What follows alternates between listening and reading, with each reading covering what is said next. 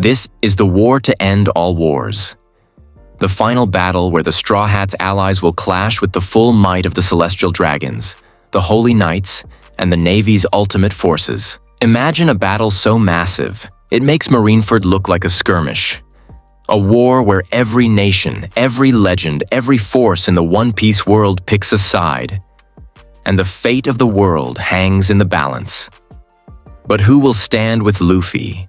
And who will fall? The Straw Hat Grand Fleet, Luffy's unofficial armada. Born from the chaos of Dressrosa, the Straw Hat Grand Fleet isn't just an alliance.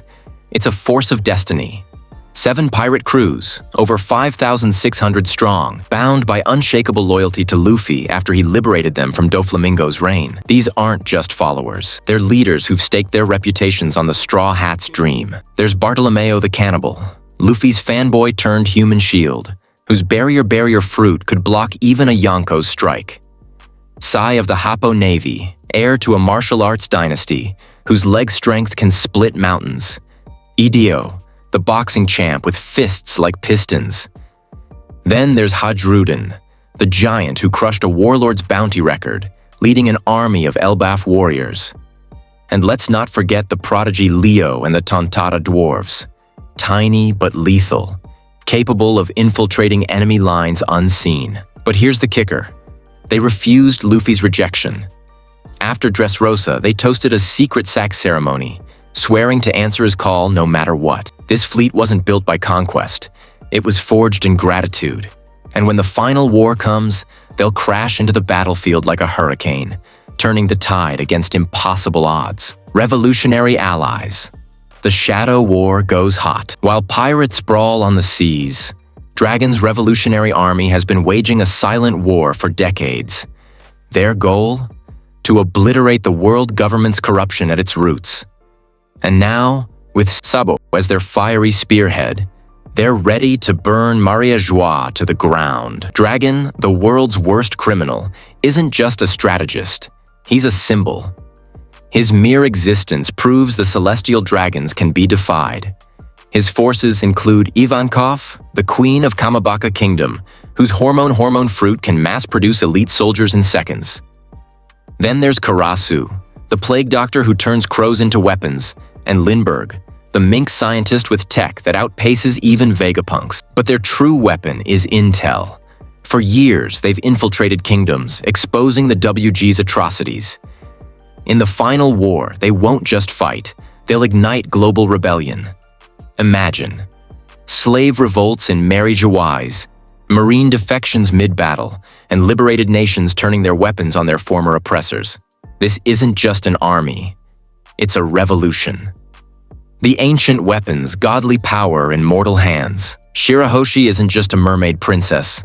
She's Poseidon, a living weapon with dominion over every sea king in the ocean. Born with the rare ability to communicate with these colossal beasts, her voice alone can summon creatures capable of sinking fleets or reshaping continents. Why her? Because Poseidon isn't a title. It's a bloodline. Every few centuries, the mermaid royalty births a successor to this power. The Sea Kings themselves recognize her as their sovereign, obeying her emotions. When she wept as a child, they rampaged. Now, as an adult, her resolve could drown the Red Line itself. And she's not alone. Pluton, the blueprint Frankie burned, is a warship said to rival an island's destructive force. Uranus, still hidden, likely controls the skies, perhaps even the weather itself. Together, these weapons mirror the WG's own trump cards. Imu's mysterious power, the Mother Flame, and the Seraphim. This war won't be fought with swords alone. It'll be a clash of apocalyptic relics. Wild cards. The Pirate Empress's Vengeance. Boa Hancock doesn't follow orders. She breaks them. The only warlord who openly spat on the WG's demands, she's now a rogue queen with 2 reasons to join Luffy's war. Love and loathing. Love for Luffy, the man who saw her humanity. Loathing for the Celestial Dragons who enslaved her as a child. Her power is terrifying. The love fruit lets her petrify armies with a glance, unless they're immune to her beauty, which, let's be real, almost no one is. Even without it, Her mastery of Haki and Amazon Lily's warriors make her a one-woman battalion, and if a celestial dragon dares step onto the battlefield, she'll personally ensure their suffering lasts for eternity. But here's the twist. She's not just fighting for Luffy. She's fighting for every slave who ever bled in Marineford. When she takes the field, it won't be as a pirate. It'll as a wrathful goddess of retribution. The final showdown, dawn versus eternal night. Picture this. The red line trembles as Zunisha smashes into Marine headquarters. The skies darken with revolutionary battleships raining fire.